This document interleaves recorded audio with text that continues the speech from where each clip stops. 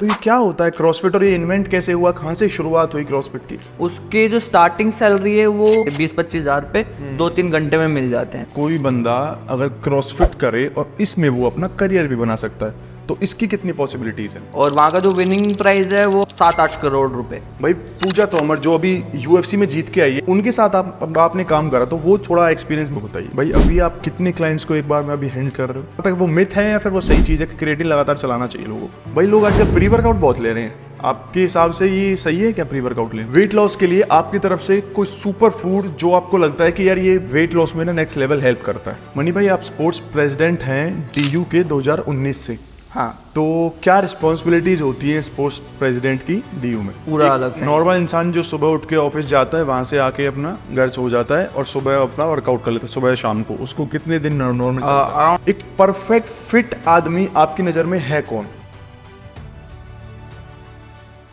Hello दोस्तों, कैसे आप सब लोग? मेरा नाम है राहुल तनवर और आप देख रहे हैं द रूरल जेंटलमैन। तो भाइयों, हमारे साथ आज एक ऐसे गेस्ट हैं जो फिटनेस इंडस्ट्री में अपना अच्छा खासा नाम बना चुके हैं और वो इंडिया में टॉप रैंक होल्डर्स में आते हैं क्रॉसफिट के। क्लाइंट्स भी हैंडल करते हैं, वो बहुत अच्छे अच्छे एथलीट्स को उन्होंने ट्रेन करा है। तो हमारे भाई का नाम है मनी शर्मा। कैसे हो भाई? बिल्कुल बढ़िया भाई, आप कैसे हो? बहुत बढ़िया भाई। भाई बहुत अच्छा बिहेव है भाई का। तो इनसे ना बहुत अच्छी हम जानकारी आज लेंगे, विद प्रूफ इनसे अब आज बातें करेंगे। और दोस्तों, इस पॉडकास्ट को देखने के बाद इस चैनल को सब्सक्राइब करो, जिसकी वजह से अगर आप सब्सक्राइब करोगे तो मैं और अच्छे अच्छे गेस्ट को आपके लिए लेके आता रहूंगा और लोगों तक ये जानकारियां, ये इन्फॉर्मेशन अच्छी पहुंचेगी। ठीक है, तो चलिए एंजॉय करो पॉडकास्ट को। अभी आपकी एज कितनी है? 24। अरे वाह यार, मेरे से भी छोटे हैं। तो भाई ये जर्नी आपकी फिटनेस में स्टार्ट कैसे हुई? फिटनेस में जर्नी स्टार्ट मेरी बचपन से ही, मतलब अगर फिटनेस की बात करें सिर्फ, तो स्पोर्ट्स के उससे मेरी फिटनेस की जर्नी स्टार्ट हुई। मैं जब अराउंड 5th-6th क्लास में था तो मैंने टाइकोंडो से अपनी गेम स्टार्ट करी। वहाँ पर टाइकोंडो की एकेडमी थी। अच्छा। तो मैंने उसको ज्वाइन किया। फिर धीरे धीरे फिटनेस में आते रहे। टाइकोंडो से मैं फिटनेस में आया, फिर क्रॉसफिट में आया, फिर वेट लिफ्टिंग में, और आगे पढ़ाई भी मैंने इसी की करी। ग्रेजुएशन में मैंने बीएससी इन स्पोर्ट्स साइंस करी, फिर पीजी भी मैंने इसी में करी। तो 7 साल से मैं पढ़ाई भी यही कर रहा हूँ, हेल्थ एंड न्यूट्रिशन की, हेल्थ एजुकेशन, स्पोर्ट्स साइंस, इन्हीं सब चीज़ों की। तो फिर उसी कल्चर को हम आगे ले जाते रहे। तो अभी आप क्रॉसफिट आपने गेम्स करे थे? हाँ जी। तो वो कहाँ पे कंपटीशन खेला था, क्या क्या होता है? क्रॉसफिट जो कंपटीशन होते हैं वो बेसिकली पहले ऑनलाइन होते हैं। जो क्रॉसफिट गेम्स से वर्कआउट आते हैं सबके पास, यहाँ पर जज होते हैं उनके, वो आपको एनालाइज करके आपके स्कोर वेरीफाई करते हैं। ये ऑल ओवर वर्ल्ड से लोग अपने स्कोर डालते हैं वहाँ पर, और फिर आपकी रैंकिंग आती है। तो उसमें मेरी इंडिया में फर्स्ट रैंक आई थी और एशिया में 8th रैंक आई थी, जो आज तक पूरे इंडिया में, अब आज टिल डेट आज तक कोई नहीं बना पाया है। अच्छा। हाँ, किसी भी एज ग्रुप में। अरे वाह मनी भाई, क्रॉसफिट अभी मेरे जो व्यूवर्स हैं उन्होंने अभी सुना भी नहीं होगा क्रॉसफिट बहुत ज़्यादा लोगों ने कि होता क्या है। तो ये क्या होता है क्रॉसफिट और ये इन्वेंट कैसे हुआ, कहाँ से शुरुआत हुई क्रॉसफिट की? बेसिकली क्रॉसफिट 2000 में स्टार्ट हुआ। इसमें क्या होता है, अगर मैं सिर्फ 3 वर्ड्स में डिफाइन करना चाहूँ तो concentrically varied functional movement at a high intensity. Concentrically मतलब वेरिड मतलब कि अलग अलग चीज़ों को मिला के बनाया गया है। Cycling, gymnastic, weight lifting, swimming, running, triathlon, इन सबको मिला के बनाया गया है। और हाई इंटेंसिटी पे वर्कआउट होता है। ऐसे नहीं कि मतलब आपने 1-2 लिफ्ट करी और खत्म हो गया, जिम की तरह आपने सेट मारे फिर हाँ, आप रुक कि गए। 12। ये क्या होता है, आपको एक टाइम फ्रेम दे दिया गया है, या आपको नंबर ऑफ राउंड दे दिए गए, आपको कम से कम टाइम में करना है या ज़्यादा से ज़्यादा नंबर रैप्स करने हैं कम से कम टाइम में। हो सकता है आपको बोल दिया 10 मिनट में आपको XYZ वर्कआउट है, इसके नंबर्स निकालने हैं, तो आपने 10 रैप निकाले, मैंने 12 रैप निकाले। एक एग्जाम्पल है। तो 12 रैप वाला विनर, किसी ने 14 निकाले तो 14 वाला, 15 वाला, ऐसे। और टाइम का भी हो सकता है कि 10-10 निकालने हैं, मगर आपने 2 मिनट में निकाले, मैंने 3 मिनट में निकाले, तो आप जीत गए। काइंड ऑफ जो वो खतरों के खिलाड़ी में होता है कि मतलब मैं इस एग्जांपल ले रहा हूँ। हाँ, मतलब उससे रिलेट नहीं कर सकते, मगर फ्रेम वही है। फ्रेम वही है कि इतने टाइम में आपको ये ज्यादा करना है, या तो ये जो चीज है पूरी ये आपको इतने टाइम कम से कम टाइम में करना है। ये आया कहाँ से? मीन्स ये भी जैसे जिम्स वगैरह हमारे यहाँ ये सब वेस्ट से आया है, तो उसी ये की भी तरह यूएसए में फाइंड वो हुआ, बना। वॉशिंगटन डीसी में इसका आज जो भी मेन वो है वहाँ पर है। ग्लास को जो उसके फाउंडर है ग्लास्को हैं, उन्होंने इसको फाउंड किया। अच्छा, किसी पर्टिकुलर आदमी आज भी पूरा नहीं। इन्वेंट हाँ। करा था कि भाई ऐसे ही गेम्स बनाते हैं और उनको हम फॉलो हाँ हाँ, उन्होंने अपना नॉर्मल वर्कआउट स्टार्ट कराया था ऐसे, और कुछ चीज़ों को मिला के वर्कआउट कराया, तो उससे ये चीज़ फाइंड आउट हो गई, तो उन्होंने अपने जिमों में बांटना स्टार्ट कर दिया ऐसे वर्कआउट बना के। तो ऐसे धीरे धीरे करके वो पॉपुलर होते रहे, रीबॉक के साथ उनका टाई अप हो गया तो वो पॉपुलर हो गया। कोई बंदा अगर क्रॉसफिट करे और इसमें वो अपना करियर भी बना सकता है, तो इसकी कितनी पॉसिबिलिटीज हैं? पॉसिबिलिटी अगर आप उसको अच्छे तरीके से ले जाओगे तो 100% है। ठीक है, मार्केट में अगर मैं किसी को ऐसे ऊपर नीचे नहीं बता रहा, बस मैं बता रहा हूँ कि आप अगर देखेंगे तो जो नॉर्मल ट्रेनर्स हैं उनको जो चार्जेस मिलते हैं 10,000, 12,000, 15,000 8-8 घंटे के, मगर जो क्रॉसफिट के कोच है, फंक्शनल ट्रेनिंग के कोच है, और जो हम बेसिकली कोर्स करवाते हैं उसके जो स्टार्टिंग सैलरी है वो 3-4 आवर्स की 20-25 के आराम से मिल जाती है। 20-25 हज़ार पे 2-3 घंटे में मिल जाते हैं, अगर आप पूरे इंडिया में कहीं पर भी काम कर। तो ये एक अपॉर्चुनिटी है जो जिम वाले जो आजकल चल रहे हैं। हाँ, जैसे हमारे पास क्या होता है, जो कोर्स कर चुके हैं और जिम फिटनेस एकेडमी से, उसके बाद आता है, क्योंकि हर किसी को अपनी ग्रोथ चाहिए लाइफ में। करेक्ट, ग्रोथ चाहिए भाई। तो मीन्स जो किसी फील्ड में ऑलरेडी एक्सपर्ट हैं उसको आप और एक्सपर्ट बनाते हो। हाँ, जो ऑलरेडी जो फिटनेस में पहले से ही किसी को 10 साल हो गए, किसी को 5 साल हो गए, उसको और ग्रोथ चाहिए, या किसी को स्टार्टिंग इससे करनी है, तो हम उसकी हेल्प करते हैं इन चीज़ों। तो भाई मेरे को एक चीज़ बताओ, देखो आप दोनों तरह के क्लाइंट्स हैंडल करते हो, जो बिगनर्स हैं वो भी और जो एक्सपर्ट लेवल पे हैं वो भी। तो उनमें डिफरेंस क्या आता है कि यार बिगनर के साथ हम ये चीज़ नहीं कर सकते और एक्सपर्ट के साथ ये चीज़ हमको एक्स्ट्रा करनी पड़ती है, तो क्या डिफरेंस आपकी तरफ से? सबसे पहले तो डिपेंड अपॉन कि जो बिगिनर है उसका माइंडसेट कैसा है, और जो एडवांस है उसका माइंडसेट कैसा है। एडवांस का एक तो ये हो जाता है कि वो एडवांस बना कैसे, उसका माइंडसेट वैसा था तभी वो एडवांस बन पाया होगा। ठीक है, बिगिनर का हमें पहले देखना होता है कि उसका माइंडसेट कैसा है। सबसे पहली चीज़ होती है माइंडसेट, उसकी आउटकम कितना प्रोवाइड करवा सकता है, उसका रिकवरी रेट क्या है, फिर ये सब साइंटिफिक चीज़ें आती हैं। डेप्थ की बातें हो रही है कि माइंडसेट से गेम चल रहा है। तो एक्सपर्ट लेवल को अगर हम ट्रेन करें और बिगिनर लेवल को करें तो उनकी ट्रेनिंग में क्या क्या डिफरेंसेस रहेंगे आपकी तरफ से? ट्रेनिंग में डिफरेंस रहेंगे। अगर कोई जर्नल पहले स्टार्टिंग ही कर रहा है, बिगिनर है, तो उसका ऑल ओवर फिटनेस डेवलप होएगी। बट कोई वहीं पर एडवांस आता है और किसी पर्टिकुलर गेम का आता है, तो उसके गेम के अकॉर्डिंग या उसकी स्ट्रेंथ के अकॉर्डिंग उसकी मेन चीज़ें, कंपोनेंट उसके जो है वो डेवलप किए जाएंगे। स्टार्टिंग में बिगिनर में ऑल ओवर फिटनेस डेवलप की जाएगी। भाई जैसे लोग ग्रो करते हैं किसी भी फील्ड में हो या तो वो, तो आपकी लाइफ में भी कुछ ऐसा कोई टर्निंग पॉइंट रहा था कि यार मेरे को ना ऐसे ऐसे अब फ्रेंचाइजीज खोलनी है या फिर अपने ऑफिसेज खोलने हैं, है ना, जगह जगह पे मेरे को अब ट्रेन करना है लोगों को, तो ऐसा कुछ था? फैमिली की तरफ से भी कुछ था या फिर नॉर्मल चल रहा था, सब सॉर्टेड था? फैमिली की तरफ से कोई दिक्कत तो भाई ऑलरेडी हो गई। देखो फैमिली की तरफ से तो लड़का पढ़ रहा है, अच्छा पढ़ रहा है और चीज़ें फिर अपनी फिर डेवलप भी कर रहा है, तो भाई फैमिली की तरफ से क्या ही दिक्कत होगी। भाई क्रॉसफिट में कॉम्पिटिशन्स कौन कौन से होते हैं? क्रॉसफिट में अगर क्रॉसफिट गेम्स की बात करें तो वहाँ पर जाने का सिर्फ एक ही रास्ता है, आपको पहले क्रॉसफिट ओपन खेलने पड़ेंगे। जब आप क्रॉसफिट ओपन में अपनी रैंक बेस्ट रैंक लाते हैं, लाइक आप अंडर 30 आते हैं, तो आप ओपन के बाद क्वालिफायर होते हैं, वो भी ऑनलाइन होते हैं। जब आप क्वालिफायर में टॉप 10 आते हैं एशिया में, तो आप रीजनल के लिए जाते हैं। ओके। फिर रीजनल के बाद आप मेन क्रॉसफिट गेम्स में जाते हैं। जब क्रॉसफिट गेम्स में चले जाएंगे फिर वहाँ पर तो नेक्स्ट लेवल है, और वहाँ का जो विनिंग प्राइस है वो अराउंड, अगर मैं इंडियन रुपीज़ में बात करूँ तो 7-8 करोड़ रुपए विनिंग प्राइस है उसका। जीतने का? हाँ, जीतने का। अच्छा जी। इतना ज़्यादा पैसे देते हैं लोग इस इंडस्ट्री में? कह रहे फिर स्टार्ट कर देते हैं। यार सच में यार, मतलब बॉडी बिल्डिंग में भी जो हाई लेवल कंपटीशन होता है, ओलंपिया जो होता है, उसमें भी मैक्स टू मैक्स 2.5-3 करोड़ रुपए मिलते हैं यार, और वो पूरा बॉन्ड करवा लेते हैं एथलीट को कि नहीं कहीं नहीं खेल सकते हो, हमारा ही प्रमोट करोगे, सब कुछ हमारा करोगे। लेकिन ये तो बहुत नेक्स्ट लेवल प्राइस मनी है यार, 7-8 लाख करोड़ रुपए। तो नया जो लड़का है वो सबसे पहले कहाँ फॉर्म भरता है, इसका कैसे कैसे चीज़ें होती है? ये सब ऑनलाइन प्रोसेस होता है। स्टार्टिंग में ऑनलाइन आपको फॉर्म भरना पड़ेगा। फैब में हमारे क्रॉसफिट ओपन होते हैं। अच्छा। क्रॉसफिट ओपन में जब आप पार्टिसिपेट करेंगे आपको रजिस्ट्रेशन फॉर्म भरना पड़ेगा वहीं ऑनलाइन उनकी वेबसाइट पे। फिर उसके बाद जब रैंक बनेगी तो उसके बाद का जो प्रोसेस है वो पहले बता दें। और जो लास्ट में जो फाइनल्स होते हैं वो भी ऑनलाइन ही हो जाते हैं, फिर जाना पड़ता है? 2 राउंड यहाँ पर ऑनलाइन होते हैं। फिर जब आप क्वालिफाई कर लेंगे, टॉप 10 एशिया में आ जाएंगे, तो आपको जाना पड़ेगा। फिर वो ऑफलाइन होंगे रीजनल जो होते हैं, वो फिर सामने ही होंगे सारे। फिर हाँ फिर वो अलग नेक्स्ट लेवल है।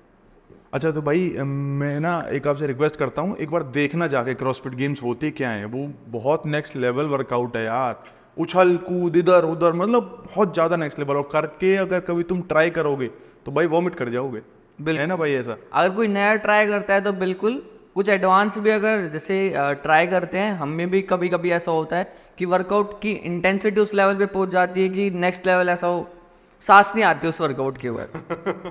वो बहुत इंटेंस लेवल की ट्रेनिंग। आपके पास कोई बॉडी बिल्डर टाइप भी लोग आते हैं कि यार मेरे को इस फील्ड को चेंज करना है, या फिर मेरे को ये वाली स्किल डेवलप करनी है बॉडी बिल्डिंग से ले हाँ बिल्कुल, जो बॉडी बिल्डिंग के हैं या अलग अलग गेम्स के हैं वो सब ट्राई करते हैं कि हमें कुछ एडवांस सीखना है, कुछ नया सीखना है, ठीक है। तो वो सब ट्राई करना चाहते हैं, लाइक किसी को हैंडस्टैंड वॉक सीखनी है, हैंडस्टैंड पुशअप सीखने हैं, मसल अप सीखने हैं, ठीक है, कोई भी ऐसी फैंसी मूवमेंट, ठीक है, या clean and jerk weight lifting सीखनी है, वो सब हमारे पास आते हैं। तो आप पर्सनली उनको ट्रेन करते हैं या फिर आपके साथ लोग हैं वो उनको ट्रेन करते हैं? वो डिपेंड करता है हमारे, मैं खुद अगर अवेलेबल होता हूँ तो मैं खुद पर्सनली भी, वरना पूरे टीम है, अलग अलग सिटी में टीम है, वो पूरे ट्रेन करवाती हूँ। अभी आप एनसीआर को टारगेट कर रहे हैं? एनसीआर को टारगेट कर रहे हैं, साथ में हमारे पास असम में भी एक ब्रांच है और एक चंडीगढ़ में भी है। अरे वेरी नाइस। तो भाई 24 साल की भाई की उम्र है और देख रहे हो असम तक इनके लोगों के कॉन्टेक्ट्स हैं, तो इनसे भी चीज़ें मोटिवेशन मिलती है यार। कि कुछ लोग हैं जो 30-30 साल के ऐसे बैठे बस सोच रहे हैं, है ना, कुछ सोच रहे हैं और कुछ कर रहे हैं, तो बहुत ज़्यादा डिफरेंस है इस चीज़ में। ये भी थोड़ा सा अलग है, किसी को थोड़ा जल्दी पता लग जाता है, किसी को बाद में, तो इसको हम ऐसा वो नहीं कर सकते। अगर हम देखें कुछ लोग ऐसे हैं जो अपने 70 के एज में स्टार्ट करा काम, KFC बना दिया, हाँ भाई। और कुछ लोगों ने अपने 20 साल की उम्र में स्टार्ट किया तो वो मार्क जुकरबर्ग बन गए।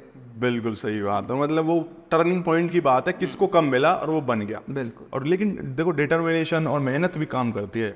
वो तो है कि आप कुछ भी कर लो, वो सब काम में। अभी ओयू का भी तो लड़का वो बहुत कम उम्र का ही है, उसने क्या से क्या बना दिया भाई। अब लोग कमेंट करते हैं कि हाँ ये तो फ्रॉड है, ये तो फ्रॉड हो गया, बैंक से इसने लोन लिया, तो भाई वो बहुत बड़े लेवल पे जा चुका है, तुम सोच नहीं रहे हो वो कहाँ है आज। तो ये चीज़ चलती है उनकी लाइफ में। भाई पूजा तोमर जो अभी यूएफसी में जीत के आई है, इंडिया की तरफ से फर्स्ट वुमेन बनी है वो, तो उनके साथ आपने काम करा, तो वो थोड़ा एक्सपीरियंस मेरे व्यूवर्स को बताइए। एक तो उनका जो लेवल ऑफ स्टेमिना है, एंडोरेंस है और स्ट्रेंथ है, वो नेक्स्ट लेवल है। वो ये सब होने से पहले जो माइंड सेट है वो बहुत तगड़ा है कि जी कुछ भी हो जाए ये करना है तो करना है। ये नहीं कि अगर कुछ कहीं भी दिक्कत आ रही है या कुछ है तो पीछे पैर हटा देना है, करना है तो मतलब करना है। वो माइंड सेट जो है वो एक प्लेयर को प्लेयर बनाता है सबसे पहले तो। करेक्ट।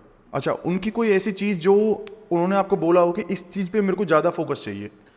जैसे उनके स्ट्रेंथ है उस पे जो फोकस था वो हमारा मेन था, साथ साथ स्ट्रेंथ एंड्योरेंस इन सब पे बेसिक, मगर जो स्ट्रेंथ है वो मेन हमारा कंपोनेंट। तो कितने दिन आपके अंडर उन्होंने ट्रेनिंग करी? अंडर तो वो 2 साल, बट अभी भी जैसे कांटेक्ट में अभी तो बाली हैं, मगर जब भी यहाँ पर इंडिया में आती हैं तब हम साथ में। और मयंक डागर के साथ भी आपने काम करा था, तो जो कि एक क्रिकेटर है, हाँ, आईपीएल में जो खेलते हैं मयंक डागर, तो उनके साथ आपने काम करा था। उनके साथ काम करने का एक्सपीरियंस कैसा था? उनके साथ भी एक अलग, मैंने पहले ही बताया ना, एक प्लेयर के साथ आप जब किसी भी बड़े प्लेयर के साथ काम करोगे तो आपको सबसे पहले तो ये दिक्कत नहीं आएगी कि उनको बोलना पड़े किसी चीज़ के लिए कि जी करो करो करो। उनको सीधा बताना है जी ये करना है आपको, वो उस चीज़ को परफॉर्म करेंगे किसी भी हालत में। तो सबसे पहले ये दिक्कत मिट जाती है। और जो वर्किंग एक्सपीरियंस होता है वो तो हर प्लेयर के साथ अलग मिलेगा आपको, क्योंकि हर प्लेयर से सीखने को मिलेगा। वो एक लेवल पर पहुंच चुके हैं, जो भी जिस भी आप प्लेयर के साथ काम करते हैं, तो हर किसी प्लेयर के साथ बहुत अलग लेवल का आपको एक्सपीरियंस मिलता है। भाई ऐसे कोई आते होंगे आपके पास क्लाइंट्स भी जो बोलते हैं कि जैसे जिम्स में होता है कि मेरे को 4 दिन में बॉडी बना देनी है, ऐसा कुछ होता है आपके साथ भी? कुछ कोई फनी मूवमेंट्स होते हैं आपके साथ? सबसे पहला फनी मूवमेंट नहीं, मगर मैं इसको बोलूँगा, लोगों का आजकल इंस्टाग्राम और सोशल मीडिया ऐसा हो गया है कि लोग दिखा रहे हैं हमने 2 महीने में ट्रांसफॉर्मेशन करी, 3 महीने में करी, 4 महीने में करी। उसके पीछे का जो सच है वो कोई नहीं बता रहा है, ठीक है। उससे क्या होता है, जो लोग हैं, जो मेरे ऐसे भी क्लाइंट हैं, उनको सिर्फ वो इंस्टाग्राम पे देख के लगता है कि जी ये तो रिजल्ट आ रहे हैं और हमारे तो आ नहीं रहे उस स्पीड से, क्योंकि उस स्पीड से आ नहीं सकते, ठीक है। तो क्लाइंट का ये रहता है कि जी इसके तो आ रहे हैं, आप क्या करवा रहे हो। सही है। तो ये किसी किसी क्लाइंट के हो जाता है, क्योंकि वो ऑनलाइन जो दिख रही है दुनिया वो बिल्कुल अलग है, मगर जो ऑन फील्ड दुनिया है वो बहुत अलग है। भाई रियल लाइफ और रियल लाइफ में ना मतलब बिल्कुल ही अलग ही डिफरेंस है यार। जो आप रील में देख रहे हो वो एग्जिस्ट ही नहीं कर रहा है, वो सब झूठ चल रहा है। 99.9% में दावे के साथ कह सकता हूँ वो झूठ चल रहा है। और आप उसको अपना बना के परसेप्शन की हाँ ये ऐसे हो रहा है तो मेरे साथ ऐसे क्यों नहीं हो रहा है, बिल्कुल। तो वो आप गलत जा रहे हो फिर। भाई क्लाइंट्स का जो शेड्यूल होता है वो आप कैसे कैसे मैनेज करते हैं। मीन्स मैं अगर बोलूँ कि किसी क्लाइंट को कुछ इंजरी हो गई एकदम से 1-2 दिन में, या फिर उन्होंने 2 दिन में अपना वर्कआउट स्किप कर दिया, तो क्या उनके जो वर्कआउट शेड्यूल है उसमें चेंजेस होते हैं, डाइट शेड्यूल में चेंजेस होते हैं, कैसे कैसे वो मैनेज होता है? अगर मैं ऐसे किसी को करा रहा हूँ, ठीक है, मैं पर्सनली अगर करा रहा हूँ, या मैं जो ट्रेनर्स को कोचेस को जो मेरे अंडर है उनको सिखाता हूँ या सर्टिफिकेशन में प्रोवाइड कराता हूँ, वो क्या होता है, मान लो जो कैलोरीज काउंट होती है वो पूरे वीक की होती है, एक डे की नहीं हो रही करते कि आपको आज 1000 कैलोरी खानी है, 2000 खानी है, 1500 खानी है। हम एक वीक का बना लेते हैं कि आपको 5000 कैलोरीज इनटेक करनी है और इतना आपको वर्कआउट करना है। अगर किसी का कोई मिस होता है या कुछ ऐसा कि बाहर जाके कुछ खा लिया है कुछ, तो उसको बैलेंस करना है उसी के अंदर। तो चीज़ों को ऐसे मॉड्यूल किया जाता है कि वो चीज़ें उस वीक में बैलेंस हो जाए। बहुत डिसमैच हो रहा है तो वो एक अलग कंसर्न है, अगर 1-2 दिन और वैसा है तो अलग है। और किसी को इंजरी हो जाती है तो रीहैब की नॉलेज बहुत कम है लोगों में, वो ज़रूरी सीखनी चाहिए। क्योंकि इंजरी एक प्लेयर को, सबसे पहले अगर मैं प्लेयर की बात करूँ, क्योंकि हम प्लेयर की बात कर रहे हैं ज़्यादा, तो प्लेयर की बात करूँ, एक प्लेयर को इंजरी खाती है। करेक्ट। आप कितने भी प्लेयर देख लो जो ये कहते हैं कि जब हम तगड़े थे हम तो इंटरनेशनल मेडल मार रहे थे, एक प्लेयर को इंजरी सबसे पहले खाती है। बाद की बात अलग है कि फैमिली सपोर्ट नहीं करी, ये नहीं, ये भी एक मेन कंसर्न है, मगर जिसकी सपोर्ट कर दी है, सपोर्ट करके आगे तक जब इंटरनेशनल खेल रहा है तो सपोर्ट ही कर रही है, इंजरी खा जाती है। तो रीहैब और आपको कैसे चीज़ों को डिज़ाइन करना है, ओवर ट्रेनिंग नहीं करवानी, वो सब आपको पूरा शेड्यूल होता है। तो यार मेरे को एक चीज़ बताओ कि लोग कहते हैं कि पर डे आपको इतना खाना है, आप बोल रहे हो पर वीक मेरे को इतनी चीज़ें, इतनी कैलोरी खानी है, इतना अपना बर्न करना है, तो ऐसा नहीं होता? लोग कहते हैं कि वर्कआउट के 20 मिनट बाद आप प्रोटीन पी लो तो आपको बेस्ट रिजल्ट्स मिलेंगे, ये कोई सही बात है क्या? एक्चुअली में ऐसा क्यों कहते हैं मैं उसका रीज़न बताता हूँ। जब आप वर्कआउट करते हो ना तो मसल ब्रेकडाउन होती है। अब मसल ब्रेकडाउन प्रोटीन क्या करता है, प्रोटीन डायरेक्ट आपको वहाँ पर सिंथेसाइज शुरू कर देता है, उसको ऑब्जर्व करना शुरू कर देता है, तो रिकवरी में हेल्प मिल जाती है। अगर कोई चीज़ टूटी और आपने उसको साथ साथ रिपेयर कर दिया तो अच्छा परफॉर्मेंस दे पाएगी। इसीलिए वो कहते हैं कि आपने वर्कआउट किया, वर्कआउट करने के बाद आप प्रोटीन इनटेक करें। अच्छा, तो मतलब वो भी सही है? हाँ, वो भी चीज़ सही है। तो आप पर वीक का काउंट ले सकते हैं, ऐसा नहीं मैंने आज अगर वर्कआउट मिस कर दिया या फिर अपनी डाइट मिस कर दी, थोड़ी स्किप कर दी, तो मैं उसको कर नहीं सकता दोबारा से, उसको सही लेवल पे ला नहीं सकता। आप वीक के बेस पे उनका बनाते हैं? हाँ, वीक पे बेस पे कब बनाएंगे, जब हम डेज पे काउंट करेंगे। अगर डेज में कहीं ऐसा हुआ ऊपर नीचे सबके हो जाता है तो हम उसको वीकली, इसलिए कि हाँ मुझे इस वीक के अंदर इस चीज़ों को मैनेज करना है, इसलिए मैं वीकली पे बात करता हूँ। करेक्ट। मतलब वीकली पे कब कर पाऊंगा, बट जब डेज पे करूँगा। अब डेज पे हो गया कुछ गड़बड़ तो हम वहाँ पे आप उसको cover मैनेज कर लेते हैं। भाई अभी आप कितने क्लाइंट्स को एक बार में अभी हैंडल कर रहे हो? मैं एक्चुअली क्लाइंट्स को पर्सनली तो बहुत कम कर रहा हूँ, बट मेरा जो मेन काम है वो अभी आपको जैसे बताया सर्टिफिकेशन प्रोवाइड करवाना मार्केट में। तो बहुत सारी ब्रांचेस चल रही हैं, ठीक है। अब मेरी अलग अलग जगह मीटिंग शेड्यूल होती हैं, तो आज तक अगर हम ऐसे माने तो 3000 प्लस हम ट्रेनर सर्टिफाइड कर चुके हैं, अलग अलग ब्रांचेस, ऑनलाइन ऑफलाइन सब मिला के 3000 प्लस हम सर्टिफाइड कर चुके हैं ट्रेनर्स को। और वो अपना अच्छा कर रहे हैं जॉब? हाँ, वो आगे अपनी जॉब कर रहे हैं। हम 100% प्लेसमेंट पिकअप प्रोवाइड करवाते हैं। अच्छा। जिसने हमारी तरफ से कोर्स किया, अगर किसी को जॉब चाहिए तो हम उसको दिलवाएंगे। हम साथ के साथ उसका इंटरव्यू शेड्यूल करवा देते हैं। तो दोस्तों भाई का इंस्टाग्राम पेज है सैम फिटनेस करके, Sam fitness, SEM fitness, SEM fitness academy. हाँ, तो आप वहाँ जाके उनको मैसेज कर सकते हैं और अपने करियर के रिगार्डिंग जो भी आपको अगर इस फील्ड में जाना है, उनसे एक्सपर्टीज़ जो उनकी है उनसे आपको हेल्प लेनी है, तो तो आप उनको मैसेज कर सकते हैं। अच्छा, एक और चीज़ भाई, जैसे कोई क्लाइंट होता है ना, अभी एज अ क्लाइंट अगर मैं किसी के पास जाऊंगा तो मेरे को सबसे बड़ा कंसर्न ये होता है कि वो मेरी जो परफॉर्मेंस है उसको कैसे ट्रैक करेंगे, मेरे को रिप्लाईज किस टाइम पे देंगे मेरी परफॉर्मेंस को, क्योंकि उनके पास बहुत ज़्यादा क्लाइंट्स हैं, तो कैसे कैसे वो मेरे को मैनेज करेंगे। तो आपका क्या शेड्यूल होता है इसके बेहाफ पे? अगर देखो कोई इंडिविजुअल पर्सन काम कर रहा है तो उसको अगर शेड्यूल होना चाहिए पूरा, कि मैंने अगर वीकली किसी को प्लान भेज दिया, ठीक है, तो वीकली अगर मैंने किसी को प्लान भेज दिया तो सबसे पहले अगर कोई ट्रेंड है तो उसको कोई डाउट नहीं होगा। अगर बीच बीच में डाउट आते हैं तो अपना शेड्यूल ऐसा करना चाहिए कि भाई 1 घंटा मुझे इस टाइम पे रिप्लाई करना है, ठीक है। क्योंकि एज अगर हम ट्रेनर्स देखें, कोच देखें, तो कईयों के पास बहुत ज़्यादा काम होता है, कईयों के पास थोड़ा काम होता है। जिनके पास ज़्यादा होता है उनके पास थोड़ा टाइम कम होता है। मे बी अगर मान लो मैं खुद अगर मानता हूँ मैं किसी की क्लास ले रहा हूँ तो इस टाइम पे रिप्लाई कैसे करूँगा या मैसेज कैसे करूँगा। तो अगर किसी ने आपको, अगर आप वर्कआउट भेज रहे हैं, शेड्यूल किया आपका वर्कआउट, अगर डाउट है आप तभी पूछ सकते हैं, ठीक है। अगर आपको ऐसा है कि जैसे आपने पर्सनली जाके करवाते हैं किसी को और आप शेड्यूल ऐसा लिख के नहीं देते हैं, तो आप वो मे बी उसी टाइम पे या इवनिंग जैसे भी आप करके आप मैनेज कर सकते हैं।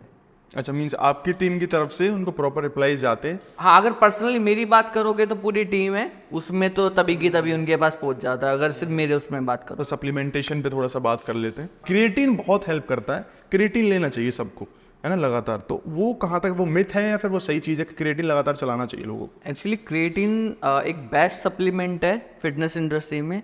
क्यों? क्रिएटिन क्या करता है, आपकी बॉडी में एटीपी प्रोड्यूस करता है, और एटीपी क्या होता है, एटीपी आपको एनर्जी प्रोवाइड करवाता है। जो आप लिफ्टिंग कर रहे हैं या शॉर्ट बर्स्ट जितने भी आपके सिस्टम होते हैं, मतलब वर्क होते हैं, उसमें एटीपी काम करता है। तो अगर आप मान लो लिफ्टिंग कर रहे हो, आप 12 रेप्स कर रहे हो, 10 रेप्स कर रहे हो, जो भी है, तो आपको ट्रेनिंग अच्छी प्रोवाइड करवा पाएगा। साथ साथ अगर हम उसमें देखते हैं, अगर हम जर्नली सर्च करते हैं तो वाटर रिटेंशन करता है। अच्छा। वाटर रिटेंशन कैसे करता है? आपका मसल मास उससे बड़ा दिखता है। क्यों दिखता है? क्योंकि वाटर रिटेंशन का मतलब, हम अगर थोड़ा और डीपली चले जाए इसमें, तो वो उसका मेन काम क्या होता है, वो एटीपी बनाता है। एटीपी हाइड्रोलिसिस होता है, ठीक है, और उसके अंदर ऑक्सीजन, जो वाटर के कुछ पार्टिकल होते हैं, होल्ड होता है। हाँ, तो इसीलिए हम कहते हैं, अगर हम ऊपर से कह देते हैं कि वाटर रिटेंशन करता है और जान बनाता है, तो जान इसलिए बनाता है क्योंकि वो मेन सोर्स है एनर्जी का। अगर मैंने ऐसे किया तो इसमें मेरे 5-6 एटीपी अगर यूज हो गए तो वो एटीपी प्रोड्यूस करता है। अच्छा, वो ज़्यादा हाँ, एटीपी की वो फुल फॉर्म अगर बात करें तो एडिनो ट्राइफॉस्फेट। तो मीन्स अगर हम इसको बात करें कि लगातार ले सकते हैं पूरे ईयरली? इस डिपेंड, सबसे पहले कितना ले सकते हैं बॉडी। अगर आप एक दिन में, वैसे लेना 20 ग्राम लेना नहीं है, मैं वो बता रहा हूँ, मगर बॉडी होल्ड कर सकती है बाहर से 20 ग्राम। अच्छा, ठीक है, इसका अगर आप 5 ग्राम 4 ग्राम डेली रूटीन में लेते हैं तो कोई दिक्कत नहीं है, ठीक है, पूरे साल चला सकते हाँ। मगर 1-2 महीने बीच में वैसे गैप कर देना चाहिए, मगर ऐसा नहीं है कि आपको कोई वो है बंदिश है, आप नॉर्मली कर सकते हैं। भाई 5 ऐसे सप्लीमेंट आपकी तरफ से जो आप सोचते हो कि एक वर्कआउट करने वाले इंसान को लेने चाहिए? सबसे पहले प्रोटीन, मल्टीविटामिन, ठीक है, ओमेगा 3, क्रेटीन, और BCAA ऐसा कोई सचेज यूज नहीं है, मतलब यूज तो है, बट अगर नॉर्मली आप जा रहे हैं तो वैसा कोई, Without उसके हाँ, कोई दिक्कत? तो हाँ, वैसे BCAA। जो मेरे दोस्त वर्कआउट करते हैं वो इन सप्लीमेंट्स को अपने वर्कआउट में ऐड कर सकते हैं, अपनी जो मील्स हैं या फिर जो सप्लीमेंट स्टैक है उसमें ऐड कर सकते हैं, आपको हेल्प मिलेगी। भाई लोग आजकल प्री वर्कआउट बहुत ले रहे हैं, आपके हिसाब से ये सही है क्या प्री वर्कआउट लेना? अगर आपको वर्कआउट करने के लिए जैसे आप ऑफिस जा रहे हो सुबह से शाम तक, तो मैं मान सकता हूँ कि हाँ भाई थोड़ा बहुत ले लिया। मगर अगर वैसे आप नॉर्मल लाइफ में आपको वर्कआउट करने के लिए कुछ चीज़ चाहिए ना, तो आप वर्कआउट करो ही मत, आपके बस की नहीं है। भाई तेरे बस की ना तो रहने दे फिर। अच्छा ठीक है, तो मतलब ये सेफ नहीं है इतना ज़्यादा? सेफ और वो तो एक अलग कंसर्न है, बट लेना क्यों पड़ रहा है, मेन रीज़न ये है ना कि आप में ऐसे क्या दिक्कत आ रही है जो आपको वर्कआउट करने के लिए, सिर्फ स्टार्ट करने के लिए पहले से कुछ चीज़ लेनी पड़ रही है। तो साइंटिफिकली इसका कोई नेगेटिव पॉइंट है क्या पर इसका प्री वर्कआउट? साइंटिफिकली ये है कि आप किसी चीज़ के हैबिचुअल हो जाते हो। अगर आपको आपने देखा होगा किसी को किसी चीज़ की लत लग जाती है, उसके बिना कुछ हो ही नहीं सकता, एडिक्ट तो आप एडिक्ट हो रहे हो बेसिकली। और धीरे धीरे क्या होता है कि प्री वर्कआउट नहीं तो वर्कआउट नहीं, प्री वर्कआउट के बिना वर्कआउट नहीं, वर्कआउट के बिना सही बात है यार, एडिक्शन तो देखो हर चीज़ का बुरा है। तो प्री वर्कआउट जो भाई लेते हैं लेते रहो, लेकिन ये है कि ऐसा मत बनो कि प्री वर्कआउट के बिना आप पे वर्कआउट नहीं हो रहा है, तो वो चीज़ गलत है फिर। और मेरे उससे तो छोड़ ही दो। मनी भाई, अगर कोई कटिंग पे है लड़का, है ना, तो उसे ये चीज़ कहाँ तक सही है कि उसको ज़्यादा रैप्स लगाने चाहिए और जो गेनिंग पे है उसको कम रैप्स लगाने चाहिए? बेसिकली ये क्या वर्कआउट की फॉर्मेशन और रैप्स कैसे सेट होते हैं, अगर आप स्ट्रेंथ पे काम कर रहे हैं तो 1 to 6 रैप, ठीक है, आपको काम करना चाहिए 1 RM पे। मतलब अगर आपका 100 kg है तो आपको अपने लाइक 80 के अबव करना चाहिए और 1 से 6 रैप तक करने चाहिए। अच्छा। अगर आप हाइपरट्रोफी पे कर रहे हैं तो आपको अराउंड 12 to 15 रैप के अप्रोक्स करने चाहिए, ठीक है। तो ये बेसिकली सारा रैप्स का खेल है। क्यों? क्योंकि इसमें जो सिस्टम है हमारे वो अलग स्टार्ट हो जाते हैं। अगर हम पहले 1 से 6 रैप के आसपास की बात करें तो उसमें जो सिस्टम होता है वो होता है ATP, ठीक है। फिर अगर हम उसके बाद की बात करें, अगर 6 रैप के ऊपर की, फिर एक्टिव हो जाता है ATP CP। अच्छा। फिर उसके ऊपर ग्लाइकोटिक, फिर उसके ऊपर वो बहुत कम लोग करते होंगे जो कार्डियो और उसमें इन्वॉल्व होते हैं, वो तब एक्टिव होता है ऑक्सीडेटिव सिस्टम बोलते हैं उसको। तो वो तब है, इसलिए हम बोलते हैं जो कटिंग पे है उसको ज़्यादा रैप करने चाहिए, क्योंकि हमारे को फैट परसेंटेज घटानी है, हाइपरट्रोफी उसकी हो चुकी है। तो इसीलिए कटिंग के टाइम पे आपको फैट परसेंटेज घटाने के लिए, फैट अगर उसमें भी घटता है बट कंपैरिजन जब हम करते हैं तो इसीलिए। तो बेसिकली ये जो बात है वो ठीक है, हाँ, कि जो कटिंग पे लोग हैं उनको हाई रेपुटेशन पे जाना चाहिए, वो ठीक है। हाँ। वेट लॉस के लिए आपकी तरफ से कोई सुपर फूड जो आपको लगता है कि यार ये वेट लॉस में ना नेक्स्ट लेवल हेल्प करता है? सबसे पहले तो वेट लॉस, जो आजकल लोग कहते हैं वेट लॉस करना है, वेट लॉस करके से कुछ नहीं होगा। फैट लॉस करना है। वेट लॉस में आपकी मसल भी जाती है, फैट लॉस में हमारा मेन कंसर्न होता है फैट। अगर मान लो मेरे को कोई दिक्कत है, मैं ओवरवेट हो रहा हूँ, तो मुझे मसल चाहिए अपने नॉर्मल वर्क करने के लिए और एक अच्छा प्रोडक्टिव दिखने के लिए। मगर आपको फैट घटाना है, मसल नहीं घटाना है, तो वर्ड है फैट लॉस। ओके। ठीक है। और अगर हम खाने की बात करें, डाइट की कि आपको क्या लेना चाहिए, तो सबसे सिंपल फंडा है, अगर मैं वैसे बात करूँ, कैलोरी डेफिसिट। कि अगर मैंने कोई खाना लिया, मान लो एक एग्जांपल लेते हैं, आपने एक गाड़ी में 100 रुपये का पेट्रोल डाला, उसमें से आपने 80 रुपये का यूज़ किया, फिर आपने 100 रुपये का डाला, फिर 80 का यूज़ किया, तो 40 बच गया। फिर आपने 100 का डाला, फिर यूज़ किया 80 का, 60 बच गया। अब जो 60 है, जो हमने ऐसा खाना मान रहे हैं हम ये भी, तो जो 60 कैलोरी है ये फैट बन जाती है। ओके। अब ये यूज़ कैसे होगी? अब ये यूज़ कैसे होगी? मैंने अब 60 रुपये का पेट्रोल डालना है, मतलब 60 कैलोरी, एग्जाम्पल है सिर्फ, 60 कैलोरी इनटेक किया और मैंने 80 यूज़ करी, तो 80 कहाँ से आएगी? जो सेफ थी हमारी, तो इसमें से आ गई, बची कितनी? 40। तो फिर निकल गई, है ना। फिर दोबारा सेम काम किया, 60 डाली, फिर 20 निकाली उसमें से, फिर 20 रह गई, तो फैट कम हो रहा है इसका मतलब। अभी हम फैट की उसकी बात कर रहे हैं, एग्जाम्पल है, ठीक है। फिर दोबारा से 60 डाली, फिर 20, तो ऐसे आपको फैट कम होता है। तो ये कैलोरी डेफिसिट का सबसे बड़ा फंडा है, ठीक है। फिर आता है कि हमें क्या खाना चाहिए क्या नहीं, ये डिपेंड करता है नॉन वेजिटेरियन, वेजिटेरियन, और डिफरेंट आपको क्या बॉडी को सूट करता है, वो उसके बेसिस पे।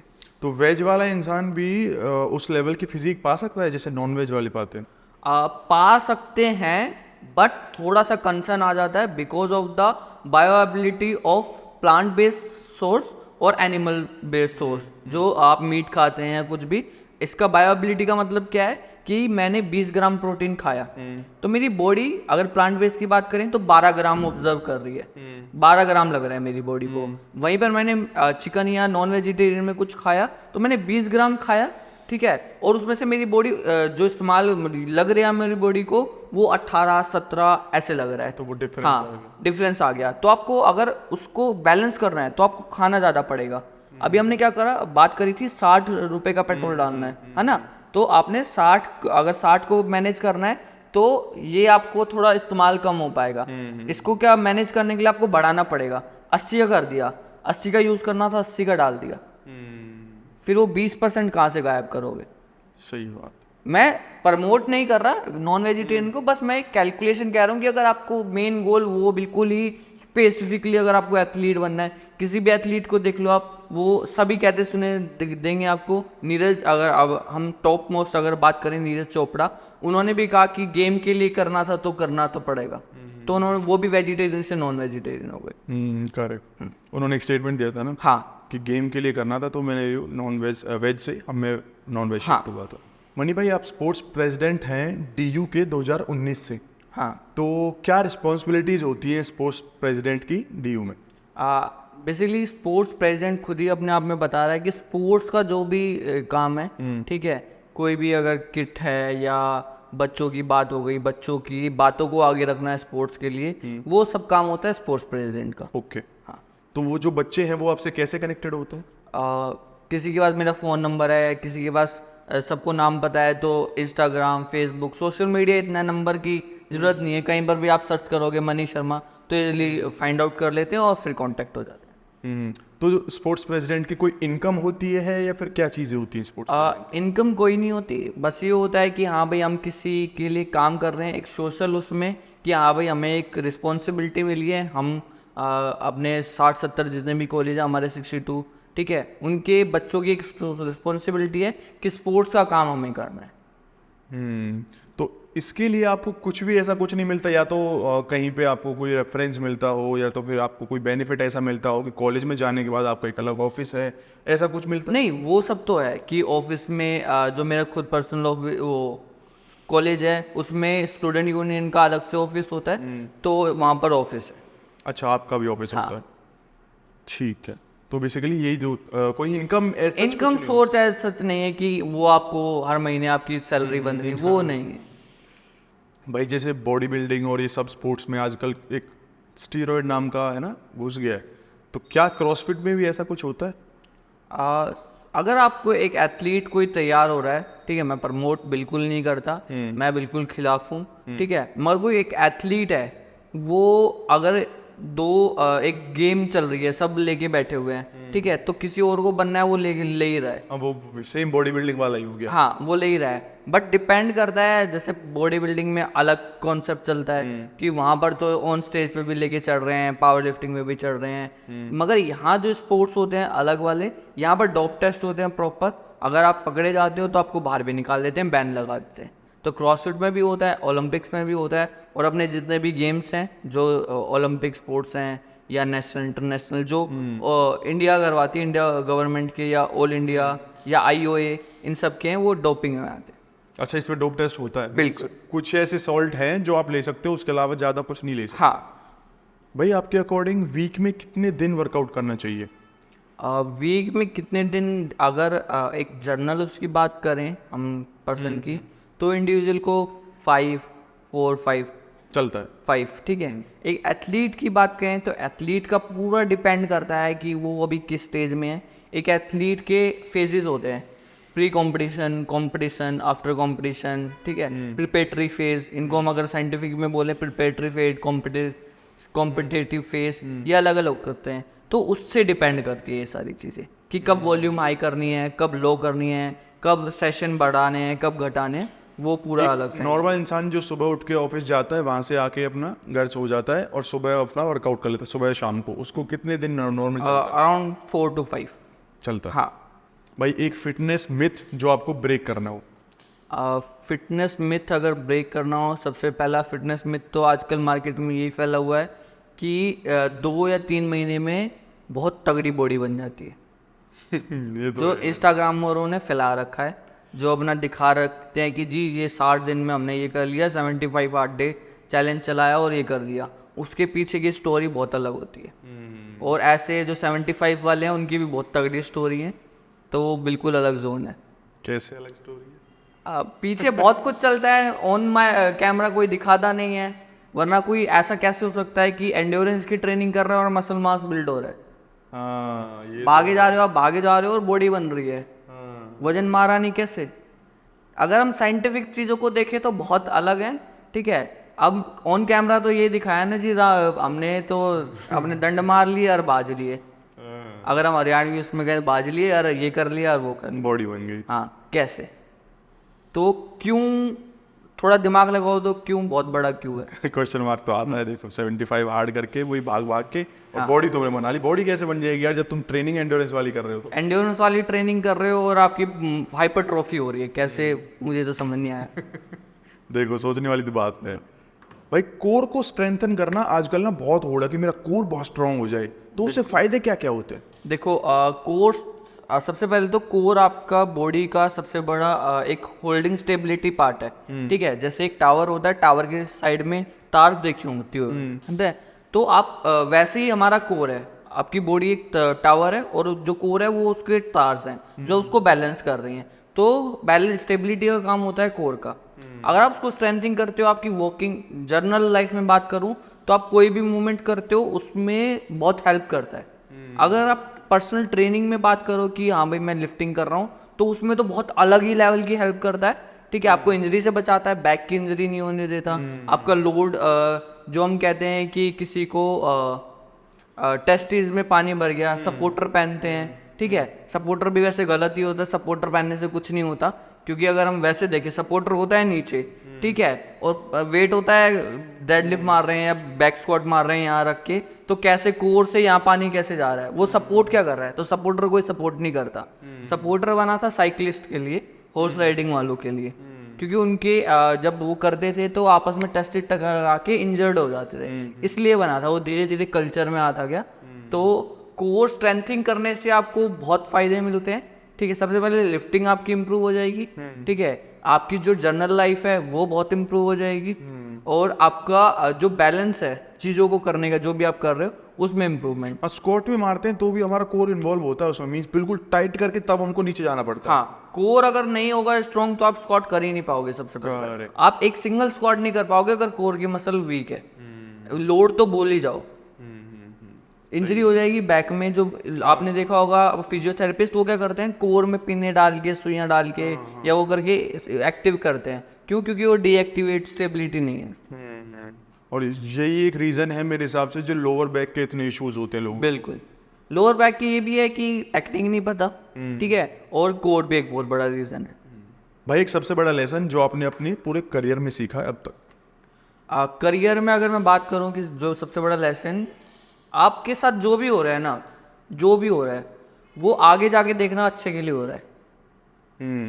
अगर एक थ्योरी है कनेक्टिंग डॉट्स, आप अगर अपने पास्ट में जाके देखोगे ना तो आप देखना कि जो आज हो रहा है ना वो अपने आपके पास्ट की वजह से हो रहा है और उससे बहुत बढ़िया हो रहा है। आप कहीं पर आपको ऐसा लगाओ कि यार ये मिल जाता ना तो बहुत अच्छा होता, हो सकता है कि वो नहीं मिला, इसीलिए आप धीरे धीरे करके जो बने हो वो।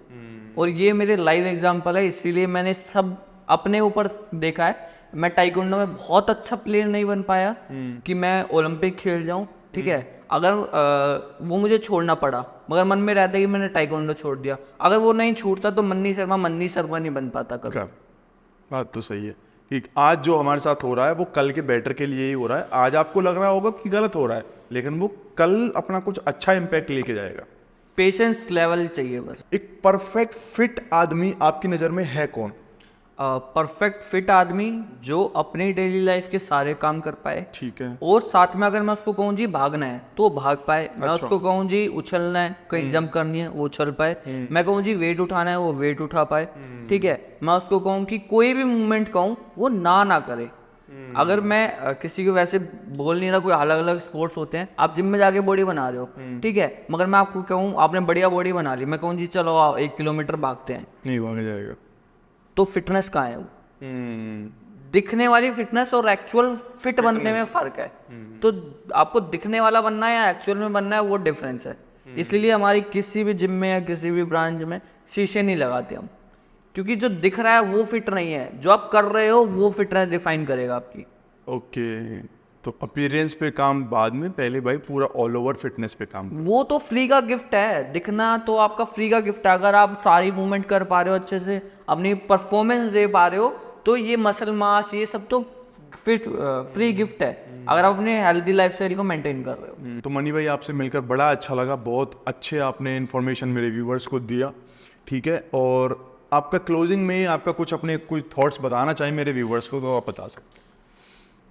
सबसे पहला तो यही थॉट है कि इंस्टाग्राम पर देख कर आप फिटनेस को डिफाइन ना करें, ठीक है। चीज़ों को समझने की कोशिश करें एक रियल मैनर में, और अपने फिटनेस को डेवलप करें, और ना कि अपने दिखावे पे कि जी जो भी इंस्टाग्राम पर देखकर अगर आप दुखी हो रहे हो ना, किसी का लाइफस्टाइल, किसी की खुशी, उसके पीछे बहुत सारे सिर्फ दिखावा एक अलग है, क्योंकि उनसे उसको पैसा कमाना है या उनसे उसको चीज़ें चाहिए। अलग लाइफ जो आपकी है वैसी सबकी सेम होती है, ऊपर नीचे होता है। तो चीज़ों को समझना स्टार्ट करो और रील लो, रील से बाहर आओ। रील और रियल में फ़र्क समझो। हाँ, बिल्कुल। ठीक है, इसी के साथ अपना पॉडकास्ट एंड करते हैं। थैंक यू ब्रदर हमारे साथ जुड़ने के लिए। ओके जी, राम राम।